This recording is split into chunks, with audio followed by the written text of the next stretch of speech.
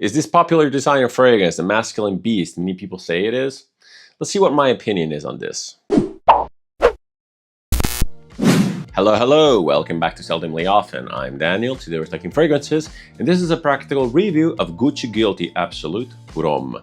These reviews are for fragrances I have a lot of experience with, multiple wears in many situations, and I'm meant to give you a general idea of what it feels to wear the fragrance. As per usual, I do a lot of research before buying fragrances, but I don't really like to go into details about notes in a course because I don't think that they help the end user. I'd rather talk about the wear experience as a whole. It's always fun when I get to talk about a designer fragrance because objectively it doesn't really happen that often. And that is due to the fact that a lot of designer fragrances don't really impress me much. I'm not in the utility game. I'm not using fragrances as a utility purpose. I don't use fragrances to smell good. And most of the fragrances that I own or buy are very deliberate. They have a very intentional artistic purpose and artistic vision. I really do value that. I see fragrances as a form of language art. I really like the communication aspect of perfumes, and I really enjoy perfumes that tell a story, that have an intent. They're designed with a specific type of concept and not just to be mass appealing. I have absolutely nothing against mass appealing perfumes, nothing against the concept of just wanting to smell good, and even nothing against the concept of getting compliments or just appealing to the other sex or just to other people. There's nothing wrong with that. I'm just a different type of user, not better, just different. And if that makes me a niche snob in your eyes, so be it. I really don't care for labels. That being said, when I find a more commercial product that I like, something that has marked its presence in time and in space, something that has been designed with a concept or an intent, I really do appreciate it. I might appreciate it even more because it's really hard to put something out on the mass market, expecting it to perform to market standards without hiding behind a niche label. Being artistic and misunderstood is sometimes easier, and although I really do like brands like Doskovat, the perfumes are not really intended to be worn or to be understood. They're kind of statement pieces, and that's also cool. But as I said, I really do appreciate when someone has the bravery to put something out on the market to meet the masses, to meet the general consensus. Gucci Guilty Absolute has been released on the market in 2017 and has been perfumed by none other than Alberto Morillas. Yes, that Alberto Morillas, the guy from Acqua di Gio. And when this came out among the sea of blue fragrances, neck and neck with something like Dior Sauvage or Bleu de Chanel, this really left a statement, especially coming from a brand like Gucci. And as you may know, I'm not big into designers. I've skipped a lot of major releases. I mean, I smelled Dior Sauvage EDT for the first time this year. And when it comes to Gucci, I have to admit that I really don't have much experience with their fragrances. The few that I smelled were actually pretty good, especially the last one they released, what was it, last year? The Gucci Guilty Elixir or something like that, the one in the green bottle. That one actually surprised me quite a lot. I got a sample when it first came out, and I was very pleasantly surprised because it was powerful, it was dense, it smelled like no other designer around. And to be honest, people say that it smells like Reflection or Reflection 45. I don't agree whatsoever, but that's another story. We're not talking about that. We're talking about Gucci Guilty Absolute. I actually got this fairly recently, and the reason I got this was because I heard that it was discontinued, and I also heard that it was a really good fragrance, almost niche quality. So given the cheap price, because this goes for about, I think I got this 90 ml for about 40 to 50 bucks, something like that, like super cheap.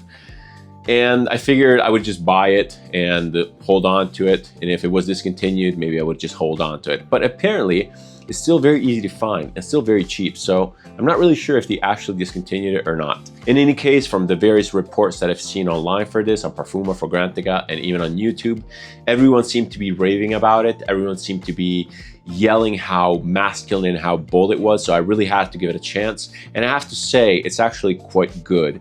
Now, I don't think it's super unique. Well, it's actually the first of its kind, but I previously smelled Dark Lord by Kilian, which is incredibly similar to this. Just from memory alone, I think I like the Kilian a lot more than this because it came across as a lot more complex, a lot more multi-layered.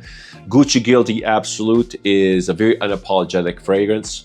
It's very unapologetically simple. It's very direct, very straightforward. It knows what it is. It's a designer fragrance for a masculine, bold, manly presence. A lot of people state that the bold masculinity of this is strongly resembling stuff from the 80s and 90s, those powerhouses there. I don't necessarily agree because the smell that I associate to that era, to me, is a lot more in the line of something like Polo Green. Very green, very piercing, very fresh, like overly synthetically fresh type of fragrances. And this one here is actually nothing like that, at least to my nose. If I were to describe this in a very simple term, I would say that this is a medicinal balsamic type of leather.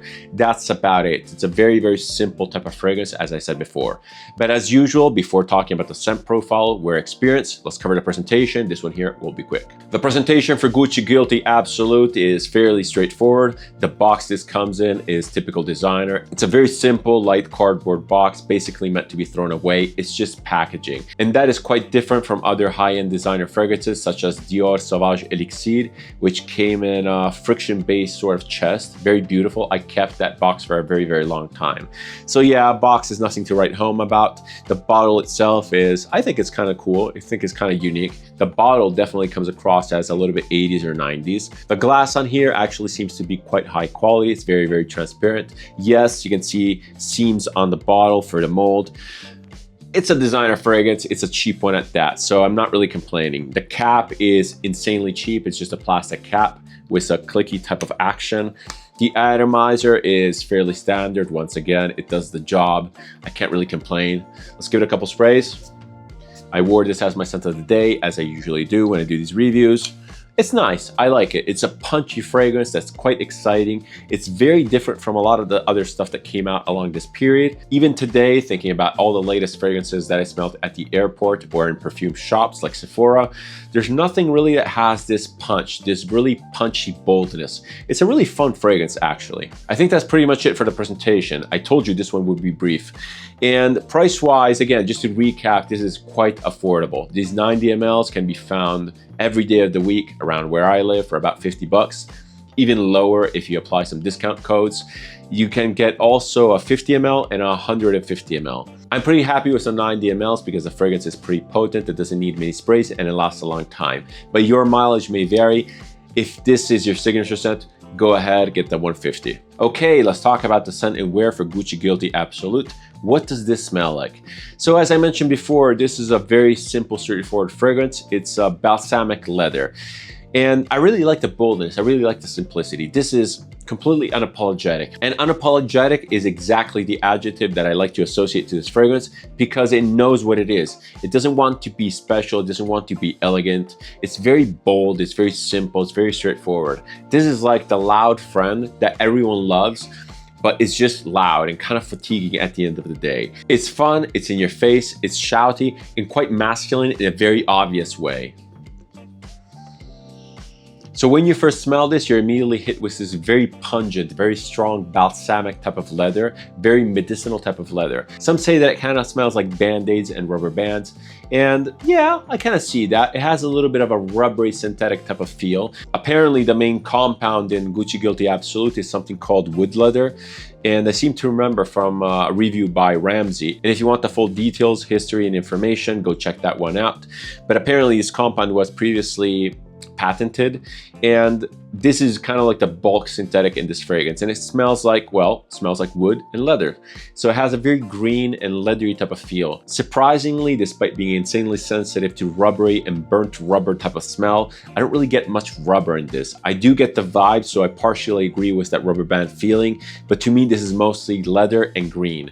Very balsamic, very medicinal type of greenery. And surprisingly, this is pretty much it. As I said, this is a very, very simple, straightforward fragrance. Yes, if you dig your nose in there, you can pick up a little bit more stuff, like a tiny hint of saffron to aid the leather feeling. Maybe there's a little bit of amber to give some boost and some warmth to the base. But ultimately, to me, it's a very simple balsamic leather fragrance. And the fragrance actually doesn't really transition much at all. The only thing that changes from top to bottom is the balsamic accord, which is very pungent, very in your face at the top. In the dry down, it becomes a lot more mild and a lot more smooth. But this is also true for 99% of all harsh fragrances. They tend to smooth out in the dry down. And yes, this can come across as a little bit harsh in the opening. Again, it has that unapologetic type of vibe that I actually like a lot about it. It has character, it has boldness, and I really applaud that. Before, I mentioned Kilian Dark Lord, and I said that I like that one a little bit more.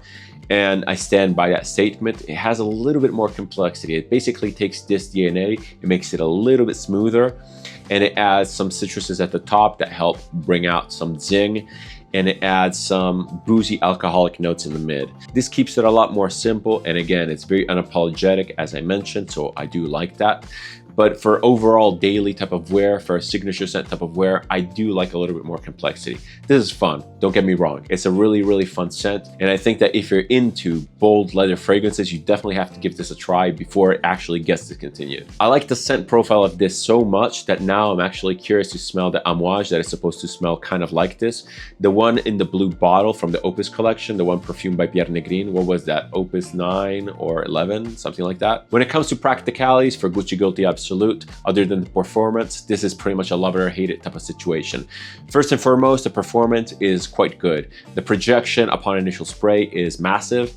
It doesn't last that long, but longevity really makes up for it, because although it transitions to a skin scent quite fast, it stays a skin scent, and a very detectable skin scent at that, for basically 10-12 hours. It's an incredibly persistent, tenacious scent, especially if you spray it on clothes. And if you spray it on clothes, if you have a skin like mine that really absorbs acidic notes, this is even more pungent. This is even more bold and in your face. The love-hate situation is definitely connected to the versatility in use cases. If you actually love this, this could be definitely a signature scent. You have to be a very specific type of person to wear this on a daily basis. You have to be loud. You have to be incredibly confident.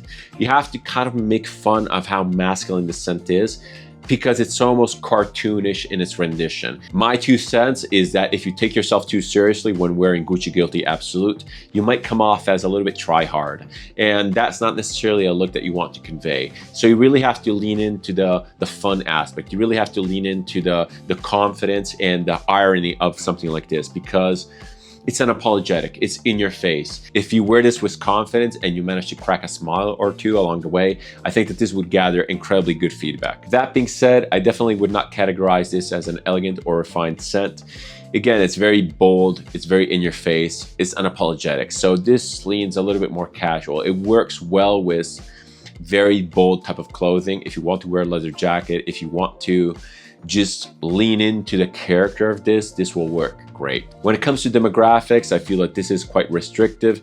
It comes across as a masculine scent for a more mature audience. Again, you have to have a degree of confidence, or you have to really lean into the irony, one of the two, or both potentially. But I just can't see a young audience wearing this and pulling it off on a day-to-day basis. Okay, it's the part of the video where I bring up some options for the fragrance I'm reviewing. In the case of Gucci Guilty Absolute, I just wanted to lean into the masculine, bold aspect of the fragrance. The fragrance options that I chose are considered niche, but I still think that they're approachable and straightforward in their own way. The first fragrance that I decided to showcase is Kajal IV. This is an easy-to-wear, dark leather, spicy fragrance that is actually quite sweet, so this could be appealing also for a more youthful audience. I feel that there's a little bit of a synthetic base in here that doesn't really bother me though, because it comes across as nondescript in the best possible way. This is a dark, edgy fragrance to a degree, but it still leans into the smell good type of category. I really like wearing this. I really like the quality. This is an absolute beast when it comes to longevity and projection.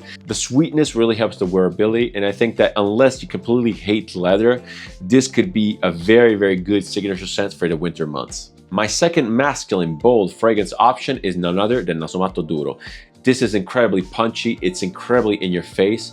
This is basically an elevated version of Gucci Guilty Absolute, and I totally see how it's so popular.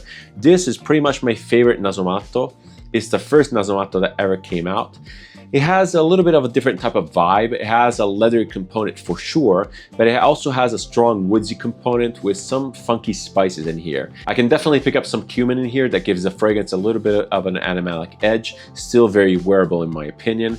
This fragrance is a lot more bitter than something like the Kajal. It's almost even more bitter than the Gucci Guilty Absolute. This is very direct, it's very, very dry. So if you want an even more elevated masculine experience, if you want to add a touch of elegance and refinement, I think that Duro could be definitely the fragrance for you. This is a masterpiece by Alessandro Gualtieri, perfectly stands the test of time. This is still probably the best fragrance from the brand. The last fragrance that I want to showcase takes the leather component to a more niche, complex degree. This one here is Black Knight by Francesca Bianchi. This is easily one of my favorite leather fragrances in my collection.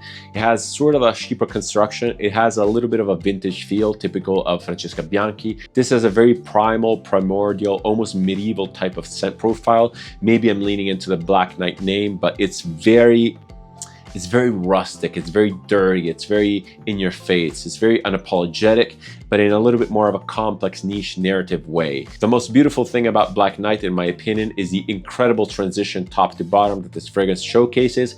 It opens up, as I said, incredibly pungent, sharp, in your face, and bold, but it smooths out so much, it becomes a completely different thing. It's like the beast and the beauty, not the beauty and the beast. There's so much storytelling and narration in this fragrance. This could actually be the perfect companion to something like Gucci Guilty Absolute for when you want a little bit more narration, a little bit more complexity, and arguably a little bit more elegance. But back to Gucci Guilty Absolute with my final recommendations and an overview. This is a fragrance that really surprised me. It's actually quite wearable. I like the boldness. I like getting into that character. I feel that this is an easy recommendation because it's so cheap. And especially in the landscape of designer fragrances, this is incredibly unique, and I really applaud Gucci and Alberto Morillas for putting something like this out on the mass market. If you like bold, punchy, long-lasting fragrances, if you're into the idea of niche but don't really have access to the niche offerings, maybe it's a cost thing, maybe it's an accessibility thing, Gucci Guilty Absolute will definitely scratch that itch because, again, if you're used to your usual designers, this is a breath of fresh air. It's an incredibly fun fragrance to wear if you can pull this off, if you don't dislike leather too much. It's just a wild ride, and I like it even as a statement piece for what the designers can be in certain situations if the brands are brave enough, if the perfumers are brave enough. So yes, this gets a double thumbs up from me. This might also be discontinued, so I wouldn't want you to miss out on this gem. I really like this fragrance. I highly recommend Gucci Guilty Absolute. Get at least your nose on this. Try to find it at a discounter or even at a retail store. Spray it on and enjoy this unapologetic, simple, beastly manliness. If you like this type of content, if you like my approach to video, feel free to subscribe. It's massively appreciated and it helps the channel. If you want to interact with me, leave a comment, suggestion, opinion, or anything else down below. I always reply and I always keep the conversation open. Thank you so much for watching. Thank you so much for your time. Until next time, many more reviews to come. As usual, see ya and cheers.